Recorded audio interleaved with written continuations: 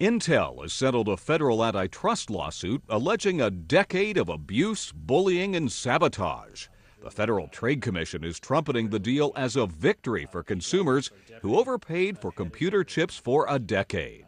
Evidence shows that Intel refused to sell chips to some buyers unless they agreed to limit, or in a few cases, entirely stop buying chips from the company's competitors.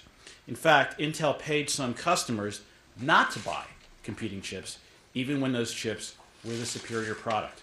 Under the agreement, Intel agreed not to engage in anti-competitive practices with computer makers or retaliate against them when they choose to use rivals' chips. The sum total of all this anti-competitive conduct was that it unfairly prevented companies from competing, bolstered Intel's monopoly, and harmed consumers by stunning innovation, limiting choice, diminishing quality, and keeping prices higher than they otherwise would have been.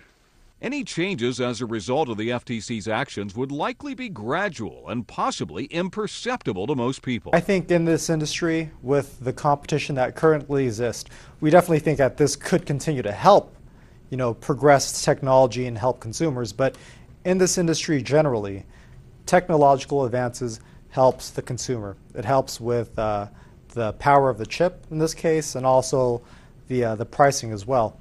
With or without the settlement, consumers should continue to benefit. As for the effect on Intel's stock, the implications are proving to be minor. Intel shares were little changed after the announcement. We're not revising our earnings at all. The thing that it might do is reduce the overhang on the stock and maybe in the future help the stock out.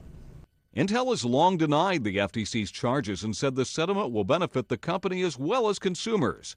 Still, the company will need to make changes. It has also agreed to modify its agreements with AMD, NVIDIA, and VIA Technologies so that those chip makers can conduct business without the threat of a lawsuit from Intel. Mark Hamrick, The Associated Press.